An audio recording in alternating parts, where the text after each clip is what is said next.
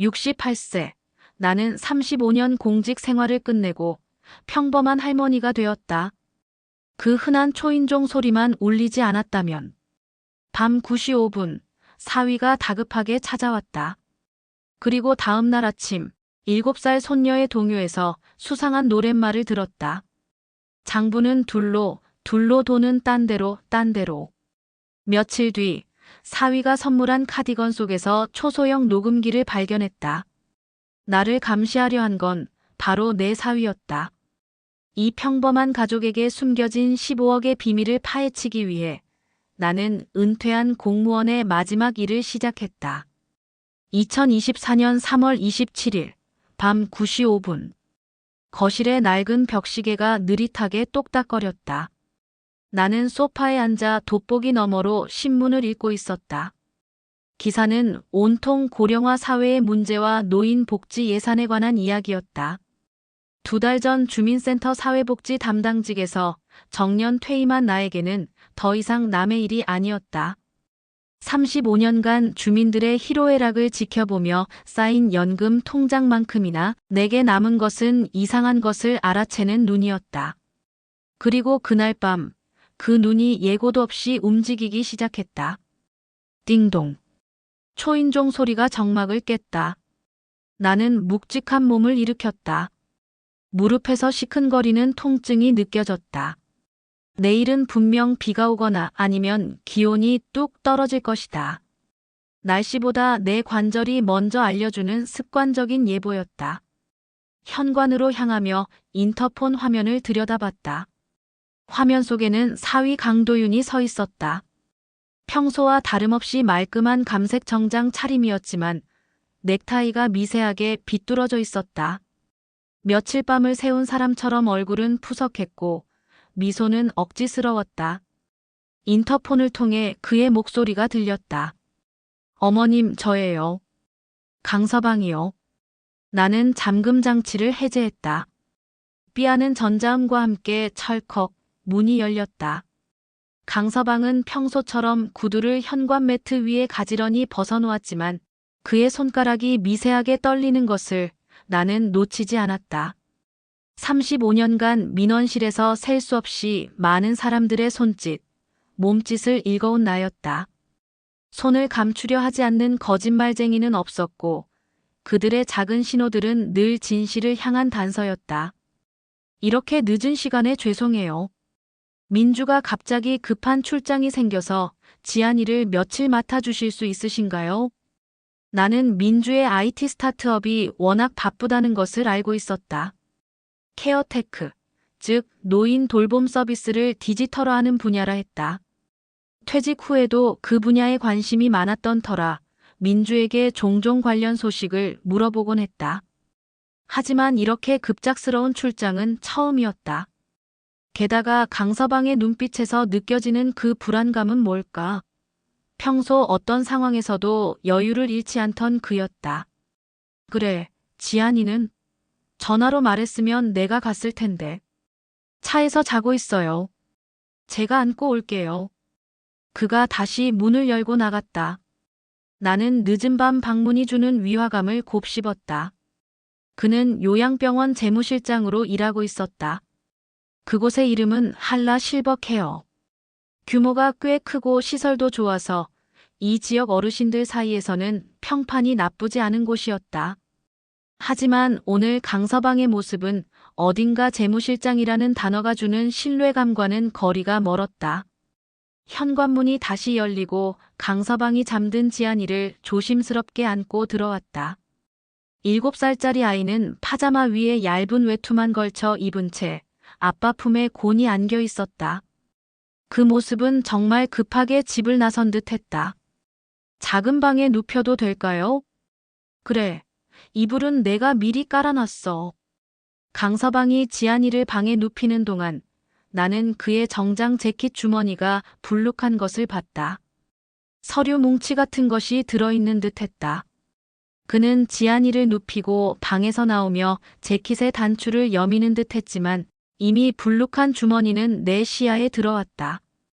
커피라도 한잔 할래? 아니요, 어머님. 저도 내일 감사 때문에 일찍 나가야 해서요. 감사? 요양원에 무슨 일 있니? 내 질문에 강서방의 눈빛이 흔들렸다. 그 순간의 미세한 동요는 35년간 민원인의 거짓말을 판별해온 내 촉을 건드렸다. 그는 재빨리 시선을 돌리며 구두끈을 다시 매는 척했다. 아, 정기 감사해요. 연례 행사죠. 3월 말에 회계연도 시작이 1월인데 굳이 3월 결산 때 감사를 해? 내 질문에 그가 잠시 멈칫했다. 그리고는 억지로 웃으며 대답했다. 저희는 좀 특별해서요. 이사장님이 3월 결산을 선호하셔서. 거짓말이었다. 그의 목소리 톤은 평소보다 반음쯤 높아졌고 쓸데없이 구두끈을 만지작거리는 손짓이 늘었다. 전형적인 거짓말의 신호들이었다. 나는 더 이상 캐묻지 않았다. 그래, 수고해. 지안이는 걱정 말고. 그는 서둘러 자리를 떴다. 현관문이 닫히는 소리가 유독 크게 울렸다. 나는 창문으로 다가가 밖을 내다봤다. 강서방은 주차장으로 걸어가다가 잠시 멈춰서서 핸드폰으로 통화를 했다. 표정이 심각했다. 한참을 통화하더니 차에 올라타 급하게 출발했다. 나는 다시 소파에 앉아 생각에 잠겼다. 분명 뭔가 이상하다. 아주 미묘하고 작은 신호들이었지만 그 모든 것들이 한 곳을 가리키고 있었다. 다음 날 아침 6시 30분. 나는 알람이 울리기도 전에 눈을 떴다. 공무원 생활 35년 동안 몸에 밴 습관이었다. 부엌으로 나가 물을 올리고 커피를 내리는데 작은 발소리가 들렸다. 할머니. 지안이가 눈을 비비며 나왔다. 파자마는 잔뜩 구겨져 있었고 머리는 삐죽삐죽 산발이었다. 아이가 자다 깬 모습은 언제 봐도 귀엽고 사랑스러웠다. 우리 지안이 일어났구나. 엄마 아빠는? 엄마는 비행기 타고 갔대요. 아빠는 일하러 갔고요. 배고프지? 할머니가 맛있는 아침 해줄게. 지안이가 식탁에 앉아 물컵을 들었다. 그때 갑자기 아이가 콧노래를 부르기 시작했다. 1월, 2월, 3월, 4월 장부는 둘로 5월, 6월, 7월, 8월 도는 딴 데로, 딴 데로. 계란을 깨뜨리려던 내 손이 멈칫했다. 내가 아는 동요 12달씨의 가사가 아니었다. 아이의 무심한 노래 속에서 내 직업적 본능이 반응했다. 지안아, 그게 무슨 노래니? 아빠가 가르쳐 준 거예요. 12달씨 노래인데 아빠가 가사를 바꿨대요. 재밌죠? 아빠가 자주 불러. 네. 매달 28일에 불러요. 달력 접을 때요. 달력을 접는다고. 나는 프라이팬에 계란을 부으며 무심한 척 물었다. 달력을 왜 접어? 비밀이래요. 아빠가 중요한 날이라고 했어요. 28일은 특별한 날이래요. 어떻게 특별한데? 아빠가 그날은 정산의 날이라고 했어요. 정산이 뭐예요, 할머니? 정산. 회계 용어였다. 7살 아이가 알만한 단어가 아니었다. 내 머릿속에서 어제 강서방이 보였던 수상한 행동과 3월 결산 감사라는 말이 퍼즐 조각처럼 겹쳐졌다. 그냥 계산하는 거야. 지안이는 그런 거 몰라도 돼. 아침을 먹인 후 나는 지안이의 놀이 상대가 되어 주었다. 아이가 좋아하는 블록 놀이를 함께하며 나는 틈틈이 집안을 살폈다. 민주와 강서방이 사는 이 아파트는 신도시의 고급 아파트였다. 40평이 넘는 대형 평수로 월세만 해도 상당할 것 같았다. 거실은 깔끔하게 정돈되어 있었고 모든 가구가 제자리에 반듯하게 놓여 있었다. 너무 반듯했다.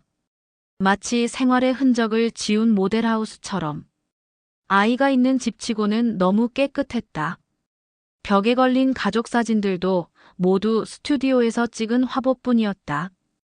일상적인 스냅 사진은 하나도 보이지 않았다. 복도를 따라 걸으며 방들을 살펴봤다. 안방, 지안이 방, 서재, 그리고 복도 끝에 작은 창고. 창고 문을 열려고 손잡이를 잡았는데 문이 잠겨 있었다. 이상했다. 왜 창고를 잠가놓지? 할머니, 거기는 아빠가 들어가지 말래요. 지안이가 블록을 쌓으며 말했다. 왜? 중요한 서류가 있대요. 만지면 안 된대요. 나는 고개를 끄덕이고 돌아섰다. 하지만 궁금증은 더 커졌다. 서류? 중요해서 만지면 안 된다. 보통 서재에 놔두는 게 정상 아닌가. 점심 무렵 지안이가 놀다 잠든 틈을 타 나는 다시 복도로 갔다. 이번엔 옆에 있는 벽장을 열어봤다. 청소도구와 생활용품이 정리되어 있었는데 안쪽 벽에 달력이 걸려 있었다. 이상한 위치였다. 왜 벽장 안에 달력을 자세히 보니 더 이상했다. 매달 28일에만 모서리가 접혀 있었다. 1월 28일, 2월 28일, 그리고 어제인 3월 27일까지. 각 날짜 옆에는 작은 체크 표시가 되어 있었다. 그리고 달력 아래쪽에 연필로 숫자들이 적혀 있었다. 1월 875만, 2월 923만, 3월 금액처럼 보였다. 그것도 꽤 큰 금액. 이 금액이 무엇을 의미하는지 내 직업적 경험은 이미 알고 있었다. 내가 복지 담당으로 일할 때 요양원 부정수급 사례를 몇 번 다룬 적이 있었다. 그들의 수법 중 하나가 월말 청구 마감일을 악용하는 것이었다. 28일까지 청구한 것과 29일 이후 청구한 것을 다른 장부로 관리하며 보험금을 이중으로 타내는 수법이었다. 지안이의 노래 가사, 28일에 접힌 달력, 그리고 이 수상한 금액. 모든 단서가 한 가지 가능성을 가리키고 있었다. 설마 강서방이. 오후 3시, 나는 지안이를 데리고 아파트 놀이터에 나갔다. 봄 햇살이 따뜻했지만 바람은 아직 쌀쌀했다. 지안이에게 목도리를 둘러주고 놀이터로 보낸 뒤 나는 벤치에 앉았다. 그때 누군가 내 옆에 다가와 앉았다. 어머, 지안이 할머니시구나. 옆동 통장이자 이 단지의 경비반장인 오선미 씨였다. 62세의 그녀는 짧은 파마머리에 단정한 차림새, 그리고 호기심 가득한 눈빛을 하고 있었다. 전형적인 동네 통장님 스타일이었다. 나는 그녀의 손에 들린 작은 수첩을 봤다. 아마 동네 순찰 기록을 하는 모양이었다. 네, 며칠 봐주기로 했어요. 민주 씨는 정말 복이 많아요. 어머니가 이렇게 든든하시니. 오선미 씨가 내 옆에 앉았다. 그런데 민주 씨네 집에 자주 오시나요? 가끔이요. 왜요? 아니, 그 집이 좀 특이해서요. 늦은 시간에 불 켜지는 날이 많더라고요. 특이하다는 말에 나는 귀를 기울였다. 특이하다니. 오선미 씨가 목소리를 낮췄다. 밤마다 이상한 차가 드나들거든요. 이상한 차요? 네. 한라 실버 케어라고 적힌 차량이요. 밤 11시쯤 와서 뭔가 싣고 가더라고요. 한라 실버 케어. 강서방이 재무실장으로 일하는 그곳이었다. 등골이 서늘해졌다. 자주 와요? 한 달에 한두 번. 근데 항상 월말이더라고요. 정확히 28일 전후로요. 또 28일이었다. 이제 퍼즐 조각이 거의 다 맞춰지고 있었다. 뭘 싣고 가던가요? 큰 박스들이요. 가끔은 의료기기 같은 것도 봤어요. 이상하죠? 요양원이 왜 주택가에 올까요? 나는 그녀의 수첩을 펼쳐달라고 부탁했다. 거기엔 날짜와 시간, 심지어 차량 번호까지 꼼꼼히 적혀 있었다. 통장님이 이런 것까지 기록하세요? 습관이에요. 20년 통장 생활하다 보니까요. 그리고 우리 단지 CCTV 관리도 제가 하거든요. 혹시 CCTV 영상을 볼 수 있나요? 왜요? 무슨 일 있으세요? 나는 잠시 고민했다. 오선미 씨를 믿어도 될까? 하지만 그녀의 꼼꼼한 기록과 직업에 대한 사명감은 나에게 신뢰를 주었다. 사실 좀 이상한 점을 발견해서요. 사위가 하는 요양원 일과 관련이 있는 것 같아서요. 어머, 뭔데요? 나는 조심스럽게 달력과 지안이의 노래 이야기를 꺼냈다. 오선미 씨의 눈이 반짝였다. 28일. 제가 본 것도 28일이었어요. 이거 뭔가 있는 거 아니에요? 아직은 확실하지 않아요. 하지만 증거가 더 필요해요. 제가 도와드릴게요. 우리 단지 CCTV는 제가 다 볼 수 있어요. 그리고 택배기사님도 제 조카예요. 택배기사님이요? 네. 이 단지 전담 택배기사예요. 민주 씨네 집에 배달 많이 간대요. 특히 월말에. 퍼즐 조각이 또 하나 맞춰졌다. 강서방이 밤마다 요양원 물품을 옮기는 것 외에 택배를 통해서도 뭔가 수상한 일을 하고 있다는 강력한 암시였다. 오선미 씨의 증언은 단순한 이웃의 수다가 아니었다. 35년간의 내 경험과 맞물려 사건의 윤곽을 선명하게 드러내고 있었다. 그날 저녁 강서방이 지안이를 데리러 왔다. 이번엔 표정이 한결 밝았다.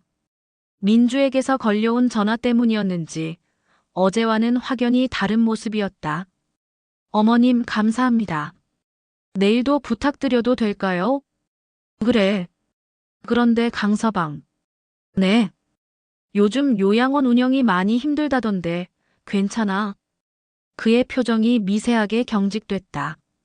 잠시 망설이는 듯 하더니 다시 웃는 얼굴을 만들었다. 아, 네, 뭐 그럭저럭요. 한라 실버 케어 맞지? 이 동네 어르신들이 관심이 많더라. 그래요? 좋은 시설이거든요. 나중에 어머님도. 그가 말을 멈췄다. 말실수했다는 표정이었다. 나도 입소하라고. 아, 아니요. 그게 아니라. 농담이야. 나는 아직 팔팔해. 강서방이 어색하게 웃었다. 그때 그가 가방에서 뭔가를 꺼냈다. 어머님, 이거 선물이에요. 고급스러운 캐시미어 카디건이었다.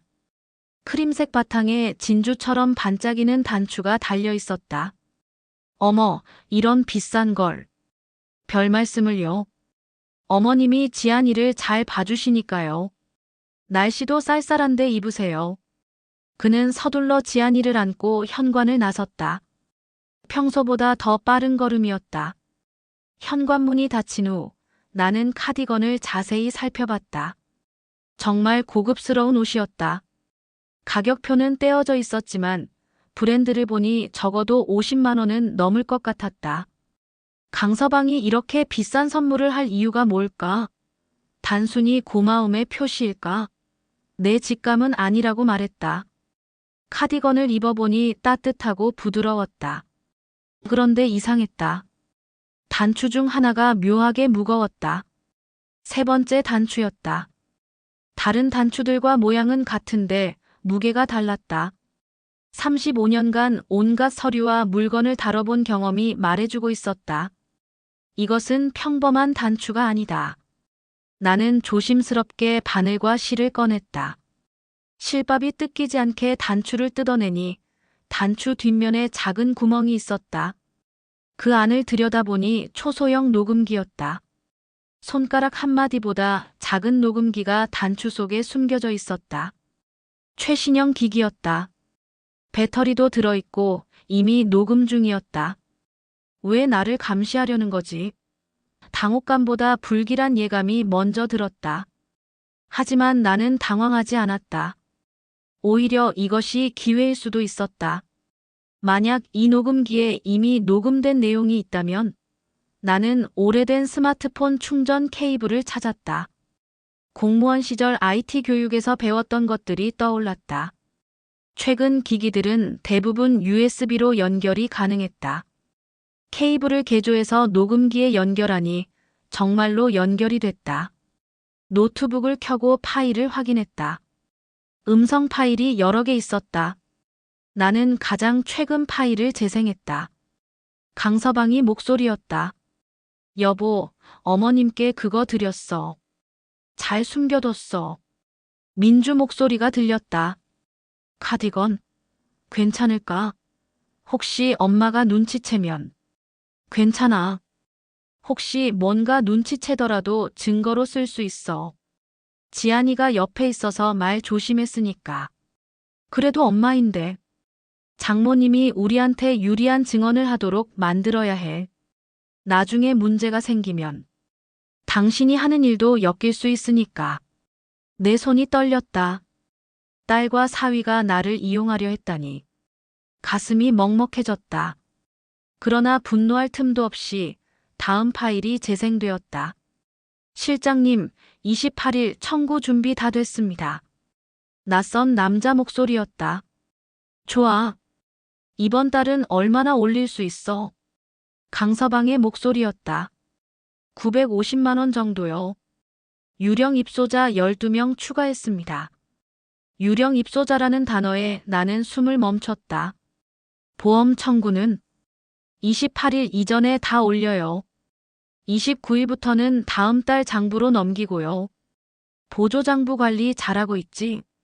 네. 감사 때는 그걸로 보고하면 됩니다. 문제 없습니다. 내 추측이 맞았다. 이중 장부를 운영하고 있었던 것이다. 이들은 공공연히 허위 청구를 논의하고 있었다. 게다가 민주까지 이 사실을 알고 있었다는 충격적인 사실까지. 딸과 사위의 배신감, 그리고 그들이 저지르고 있는 범죄의 심각성이 거대한 파도처럼 나를 덮쳐왔다. 나는 떨리는 손으로 노트북을 덮었다. 이제 더 이상 지체할 수 없었다. 이 모든 것이 단순한 우연이 아니었다. 초인종이 울리던 밤, 강서방의 불안감과 벽장 속 달력의 비밀은 결코 엮이지 않을 것 같던 한 가족의 비리와 진실을 향한 단서였던 것이다. 다음 날 아침, 지안이가 또 우리 집에 왔다. 이번에는 딸 민주가 데려다 줬다. 민주는 평소처럼 밝게 웃지 못했다. 눈이 퉁퉁 부어 있었고 얼굴에는 깊은 근심이 드리워져 있었다. 엄마, 죄송해요. 또 부탁드려도. 괜찮아. 우리 지안이랑 있으면 심심하지 않아서 좋지. 내 말에 민주는 억지로 미소 지으며 불안한 눈빛으로 나를 살폈다. 엄마, 혹시 강서방이가 뭐라고 한 거 없어요? 어젯밤에. 무슨 말을 해? 그냥 지안이 잘 부탁한다는 말밖에. 나는 덤덤하게 대답했다. 하지만 민주가 나를 보는 눈빛은 평소와 달랐다. 미안함과 함께 무언가 숨기려는 듯한 초조함이 엿보였다. 딸이 이미 강서방의 범죄를 알고 있고 어쩌면 그 일에 깊이 연루되어 있을지도 모른다는 생각에 가슴이 답답해졌다. 민주가 간 후 나는 혼자 소파에 앉아 생각에 잠겼다. 딸도 뭔가 알고 있는 것 같았다. 하지만 얼마나 깊이 관여하고 있는지는 알 수 없었다. 오전 10시쯤 초인종이 울렸다. 택배입니다. 현관문을 열자 젊은 택배기사가 큰 박스를 들고 서 있었다. 그는 오선미 통장님이 말했던 조카였다.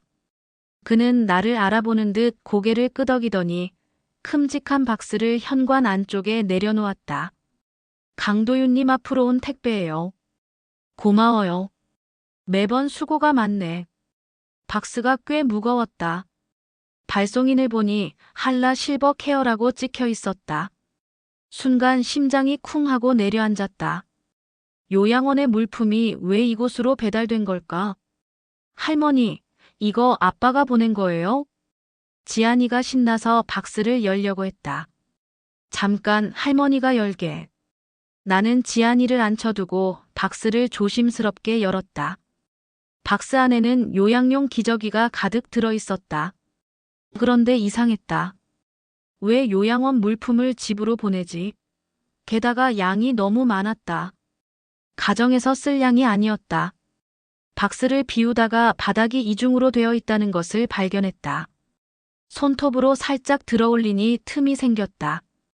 조심스럽게 박스의 바닥면을 뜯어내자 그 아래에 숨겨진 공간이 나타났다. 그곳에는 서류 뭉치와 USB, 그리고 봉투에 담긴 현금 다발이 들어 있었다. 현금을 보고 나는 숨을 들이켰다. 서류는 요약물품 수령대장의 사본이었다. 나는 서류를 훑어보았다. 실제 사용량과 청구량이 달랐다. 예를 들어 기저귀는 1000개를 청구했는데 실제 사용은 600개였다. 나머지 400개는 어디로 간 것일까? 이중장부의 실체가 눈앞에 드러나는 순간이었다. USB를 확인하고 싶었지만 지안이가 내 옆에 서 있어서 조심스러웠다. 아이는 천진난만한 눈으로 나를 올려다보고 있었다. 지안아, 할머니가 맛있는 거 해줄 테니까 거실 가서 TV 보고 있을래? 네. 지안이가 거실로 가자 나는 재빨리 노트북을 켰다. USB를 연결하니 암호를 요구하는 창이 떴다. 비밀번호. 어제 들었던 지안이의 노래 가사가 머릿속을 스쳐갔다. 28일은 특별한 날. 그리고 지안이가 무심코 말했던 아빠의 중요한 숫자. 나는 떨리는 손으로 2828을 입력했다. 파일이 열렸다. 엑셀 파일이 여러 개 있었다. 파일명이 충격적이었다. 진짜 장부 3월. XLSX. 보험 청구용 3월. XLSX. 유령 입소자 관리. XLSX. 현금 관리 비공식. XLSX. 첫 번째 파일인 진짜 장부 3월을 열었다. 실제 입소자는 87명인데 보험 청구는 124명으로 되어 있었다. 37명이 유령이었다. 두 번째 파일인 보험 청구용에는 허위 보험 청구 내역이 상세히 기록되어 있었다. 물리치료, 약가, 식대 등 모든 항목이 부풀려져 있었다. 세 번째 파일인 유령 입소자 관리가 가장 충격적이었다. 유령 입소자들의 명단과 함께 그들의 실제 상태가 적혀 있었다. 김호호 2023년 12월 사망. 계속 청구 중. 박오 타지역 거주 명의만 도용. 이호 실제로는 재가 요양, 입소로 허위 신고. 이들은 강서방이 꾸며낸 가상의 인물이 아니었다. 실제 이름이 있었고 그들의 삶은 강서방의 서류 위에서 조작되고 있었다. 지난 3년간 조작된 금액을 계산해 보니 15억이 넘었다. 지안이가 방에서 그림을 들고 나왔다. 할머니, 그림 그렸어요. 집을 그린 그림이었는데 특이한 점이 있었다. 창문마다 숫자가 적혀 있었다. 28, 28. 지안아, 이 숫자는 뭐니? 아빠가 중요한 숫자라고 했어요. 우리 집 비밀번호래요. 또 다른 비밀번호도 있어. 아이는 순수하게 모든 것을 털어놓았다. 네. 1, 2, 3도 있어요. 그건 아빠 금고 비밀번호예요. 금고가 어디 있는데? 아빠 서재예요. 책장 뒤에 숨겨져 있어요. 아빠가 말했어요. 할머니한테도 알려주면 안 된다고 했는데. 아이는 비밀을 말한 것이 미안한 듯 입술을 삐죽 내밀었다. 나는 아이의 머리를 쓰다듬어주며 말했다. 괜찮아. 우리 지안이는 할머니한테 다 말해줘도 돼. 점심을 먹인 후 지안이가 낮잠을 자는 동안 나는 서재로 갔다. 책장을 살펴보니 정말로 한쪽 벽면이 조금 튀어나와 있었다. 손으로 눌러보니 미세하게 움직였다. 숨겨진 금고였다. 지안이가 말해준 비밀번호 1223을 입력하자 금고가 열렸다. 안에는 현금 다발과 통장 여러 개, 그리고 서류철이 들어있었다. 통장을 확인해 보니 가명 계좌들이었다. 각 통장에는 수천만 원씩 들어있었다. 서류철을 펼쳐보니 더 충격적인 내용이 있었다. 한라 실버 케어 이사장인 한라 목사와 주고받은 계약서였다. 수익 배분 계약서라는 제목이 붙어 있었다. 한라 목사 60%, 강도윤 30%, 운영비 10%, 그리고 맨 아래에는 손으로 쓴 메모가 있었다. 시청 감사 김 과장 매수 완료. 경찰 박경희 접촉 중. 언론 조심, 절대 노출 금지. 공무원 매수까지 시도했다니. 이건 단순한 횡령을 넘어선 조직적 범죄였다. 나의 사위는, 나의 딸의 남편은 거대한 검은 그림자의 일부였다. 6장 되면 그날 저녁 강서방이 지안이를 데리러 왔다. 나는 평소처럼 행동하려 노력했다. 하지만 이미 알아버린 것들이 머릿속에서 폭풍처럼 휘몰아치고 있었다. 어머님, 오늘도 감사했습니다. 내일 아침 일찍 데리러 올게요. 강서방, 차 한잔 하고 가. 아, 4시간이 있으신가요? 나는 그를 거실로 안내하고 차를 내밀었다. 차 향기가 거실에 은은하게 퍼졌다.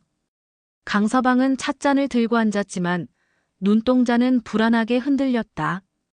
요양원 일이 많이 힘들지. 뭐, 그럭저럭요. 어르신들 모시는 일이라. 28일마다 특별히 바쁜가 봐. 내 말에 그의 손이 미세하게 떨렸다.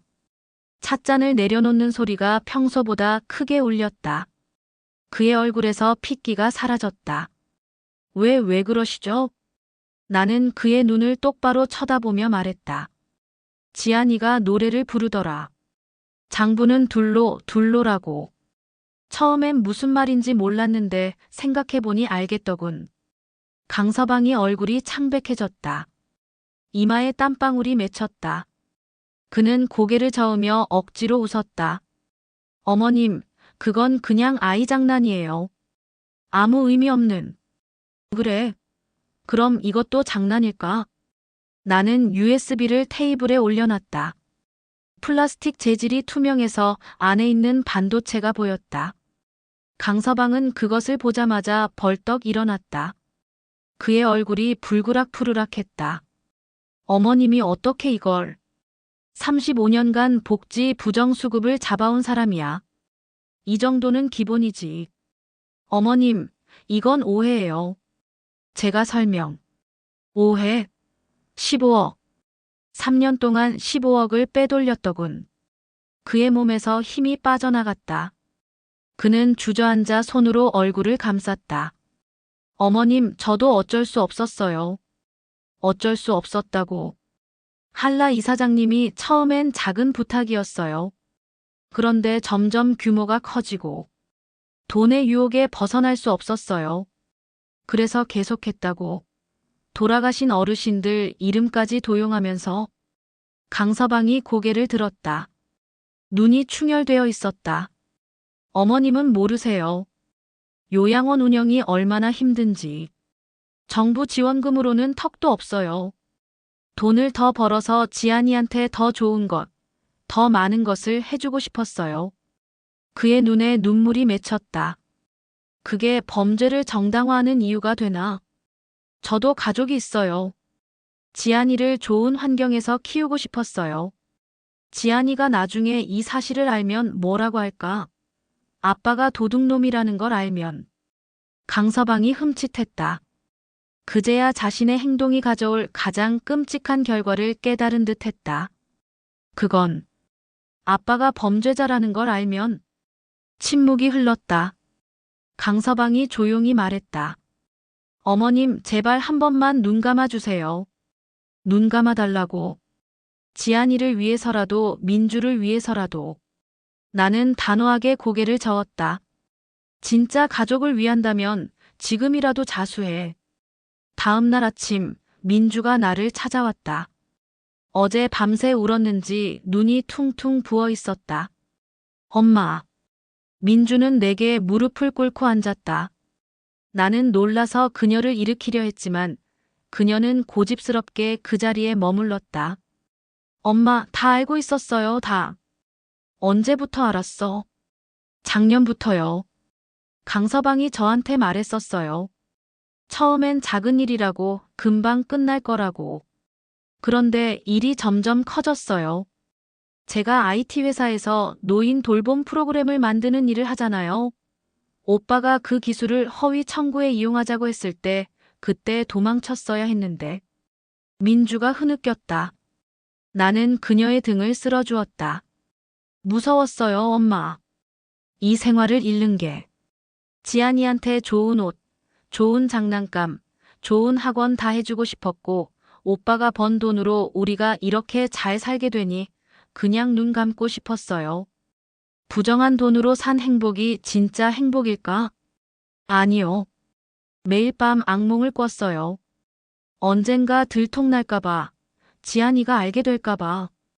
회사에서 노인 복지 이야기를 할 때마다 제가 위선자 같아서 괴로웠어요. 나는 딸의 손을 잡았다. 손이 차가웠다. 내가 하는 일이 뭐니? 케어테크 아니니?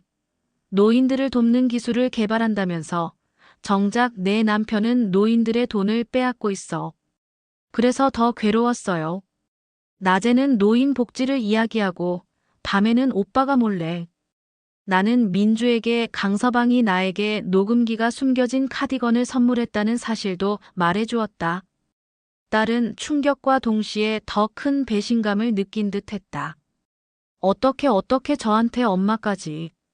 강서방을 설득해. 지금이라도 늦지 않았어. 그 사람이 들을까요? 도윤이 오빠는 이미 너무 깊이 들어갔어요. 이사장이라는 사람도 있다고 했고. 안 들으면 내가 신고할 거야. 민주가 놀란 눈으로 나를 봤다. 엄마가 정말로요? 그래. 이건 우리 가족만의 문제가 아니야. 요양원에 있는 어르신들, 그리고 부정하게 사용된 세금 피해자가 너무 많아. 민주는 한참을 울다가 고개를 끄덕였다. 엄마가 맞아요. 제가 도윤이 오빠를 설득해 볼게요. 그날 저녁 나는 오선미 통장님에게 연락했다. 그녀의 표정은 사뭇 진지했다. 오 통장님, 부탁이 있어요. 사위가 요양원 비리를 저지른 것 같아요. 확실한 증거를 찾았지만 혼자서는 힘든 일이라. 나는 그녀에게 모든 것을 털어놓았다. 강서방의 수상한 행동, 접힌 달력, 녹음기, 택배 상자, 그리고 USB와 금고에 숨겨진 서류까지. 오선미 씨의 눈은 점점 커졌다. 세상에 그런 일이. 도와주실 수 있어요? 당연하죠. 이건 우리 동네, 아니, 우리나라 어르신들을 우롱한 범죄잖아요. 오선미 씨가 핸드폰을 꺼냈다. 제가 아는 사람들 총동원해야겠어요. 이런 일은 혼자 할 수 없어요. 네트워크의 힘이 필요해요. 그녀의 네트워크는 놀라웠다. 여보세요? 창수야. 나 이모야. 내가 한라 실버 케어 택배 자주 가지. 혹시 다른 수상한 물건 같은 거 배달한 적 없니? 언니, 나 선미야. 혹시 한라 실버 케어에서 일하는 간병인 아는 사람 있어? 혹시 빈 병실이 많다는 소문 못 들었어? 김 반장님, 저 오선미예요. 우리 단지 CCTV 자료 좀 확인하려는데 며칠 전에 요양원 차량 들어온 거 다시 좀 볼 수 있을까요? 2시간 만에 놀라운 정보들이 모였다. 택배기사 증언 이모. 말씀하신 대로 매달 28일에 대량 물품을 개인 주택으로 배송했습니다. 이상하다고 생각했어요. 왜냐면 그 물건들이 다 의료용품이었거든요. 간병인 증언 맞아요. 소문이 아니라 진짜예요. 실제 입소자는 등록된 것의 절반도 안 돼요. 빈 병실이 너무 많아서 저희도 이상하게 생각했어요.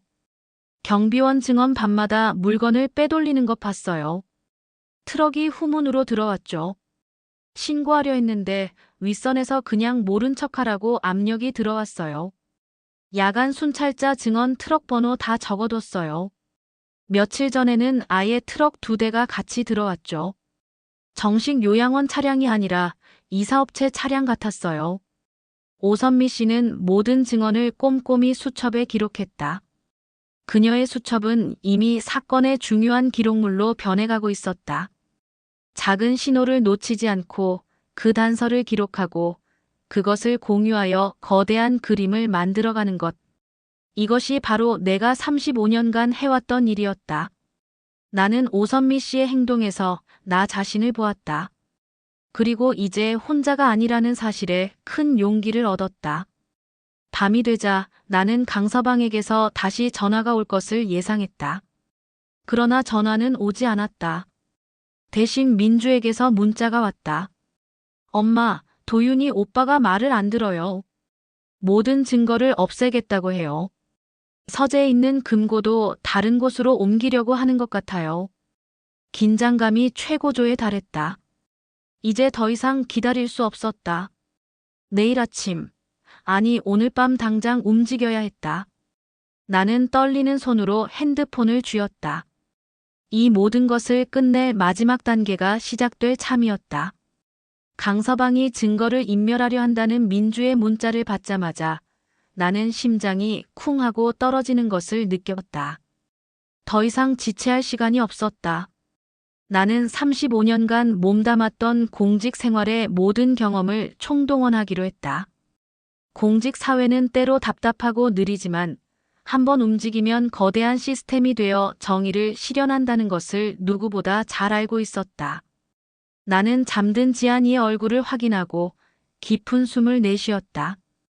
가장 먼저 연락할 곳은 국민권익위원회였다. 공무원 시절 부패 방지 교육을 받으면서 눈여겨봤던 기관이다. 공익신고자 보호제도를 가장 잘 활용할 수 있는 곳이었다. 나는 국민권익위원회 홈페이지에 접속해 공익신고자 보호 신청서를 작성했다. 그리고 포상금 신청도 함께 진행했다.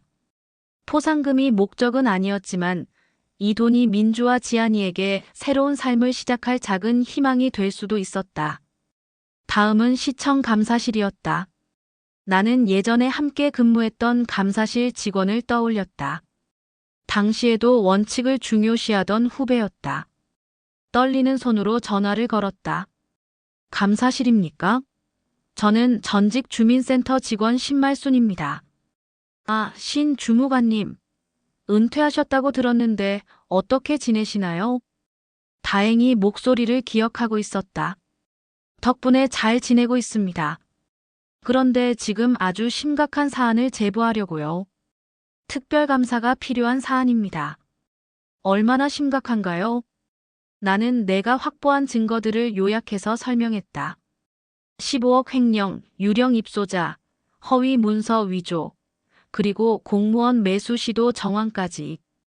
후배 직원의 목소리는 점점 진지해졌다. 즉시 보고하겠습니다. 이 정도 규모라면 곧바로 특별감사팀이 꾸려질 겁니다. 마지막으로 연락한 곳은 경찰이었다. 나는 공무원 시절부터 함께 반부패 사건을 다뤄온 백 팀장에게 전화를 걸었다. 그는 원칙주의자였고 불의를 절대 용납하지 않는 사람이었다. 백 팀장님, 저 신말순입니다. 신 주무관님, 오랜만입니다. 어떻게 지내세요? 아주 흥미로운 사건을 하나 잡았습니다. 팀장님 도움이 필요합니다. 어떤 건가요? 요양원 보험 사기입니다. 조직적이고 규모가 큽니다. 증거는요? 확실한 증거가 있습니다. USB, 녹음 파일, 문서, 그리고 여러 명의 증언까지 모두 있어요. 백 팀장은 잠깐의 망설임도 없이 말했다. 내일 아침에 뵙겠습니다. 아니, 지금 당장 오실 수 있나요? 갈게요. 나는 지안이를 품에 안고 한참을 망설였다. 지금 당장 움직여야 했다.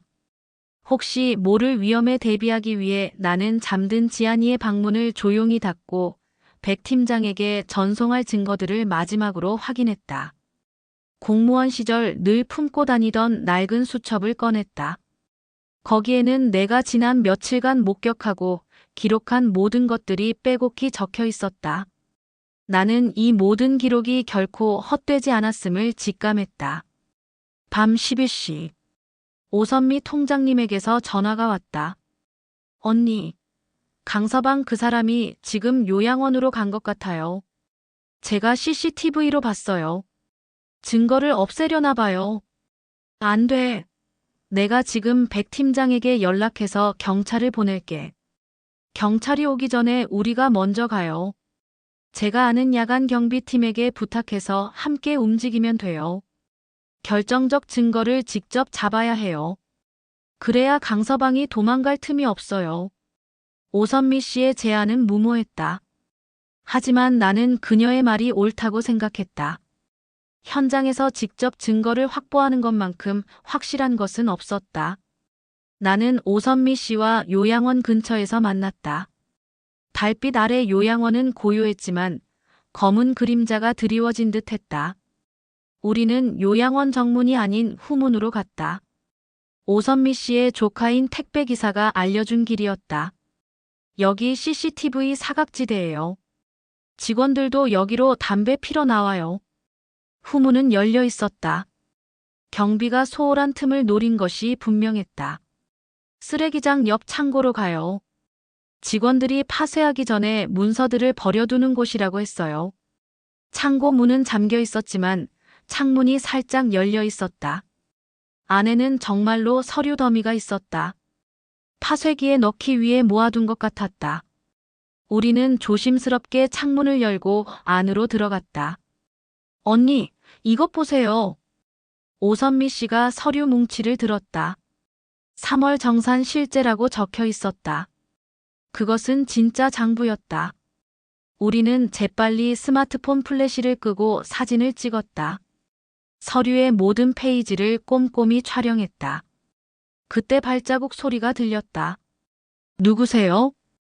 경비원이었다. 심장이 멎는 것 같았다. 하지만 오선미 씨는 침착하게 대응했다. 저 오선미예요. 신도시 13단지 통장이요. 아, 통장님. 여기 왜? 우리 어머니 입소 상담 때문에 왔는데 늦은 시간에 죄송해요. 상담은 낮에. 네, 그런데 실제 시설을 밤에 보고 싶어서요. 밤에는 어떻게 관리되는지. 경비원이 의심스러운 눈으로 우리를 쳐다봤다. 그때 내가 나섰다. 저는 전직 주민센터 직원입니다. 요양원 실태 조사 중이에요. 나는 반납해야 했던 공무원 신분증 대신 예전에 만들어둔 명함을 꺼내 전자를 손으로 가리고 보여줬다. 경비원의 눈이 커졌다. 아, 공무원이셨구나. 죄송합니다. 경비원이 물러났다. 우리는 재빨리 창문을 통해 빠져나왔다. 손에는 결정적 증거가 있었다. 그 순간 나는 35년간의 내 경험이 바로 이 순간을 위해 존재했음을 깨달았다. 다음 날 새벽 6시. 경찰이 한라 실버 케어와 한라 목사 자택, 그리고 우리 집으로 동시다발적으로 움직였다. 나는 미리 백 팀장에게 모든 정보를 전달해둔 상태였다. 강도윤 씨 계십니까? 도윤이가 잠옷 차림으로 문을 열었다. 민주와 지안이도 놀라서 나왔다. 무슨 일이세요? 백 팀장이 영장을 제시했다. 횡령 및 사기 혐의로 체포영장이 발부됐습니다. 강도윤 씨, 당신을 체포합니다. 강서방은 영문을 모르겠다는 표정으로 멍하니 서 있었다. 수갑이 그의 손목에 채워지는 모습을 지안이가 봤다. 아빠 왜 그래요? 민주가 지안이를 품에 안았다. 괜찮아. 아빠가 잠깐 출장 가는 거야. 하지만 민주도 울고 있었다. 강서방이 연행되면서 나를 봤다. 원망하는 눈빛이었다. 어머님 꼭 이렇게까지. 내가 선택한 길이야. 이 길이 아니면 가족 모두가 더 불행해질 거야. 같은 시각 한라 목사도 체포됐다. 뉴스는 이 사건을 대서특필했다. 속보 대형 요양원 비리 적발, 이사장 목사 등 5명 구속. 수사 결과는 예상보다 더 심각했다. 3년간 18억 원 횡령. 유령 입소자 97명. 허위 보험 청구 423건. 의료용품 불법 판매. 공무원 뇌물 시도. 더 충격적인 것은 피해자들이었다. 김할머니 87세는 이미 2년 전에 돌아가셨는데도 아직 입소자로 등록되어 있었다. 박할아버지 82세는 치매로 요양병원에 계셨는데 한라 실버 케어에도 동시 입소된 것으로 되어 있었다. 이 할머니 79세는 독거노인으로 집에 계셨는데 본인도 모르게 입소자가 되어 있었다. 엄마. 민주가 찾아왔다. 많이 수척해 보였다. 우리 이제 어떻게 살아요? 처음부터 다시 시작하는 거지. 직장도 그만둬야 하고 집도 팔아야 하고 지안이 학원도.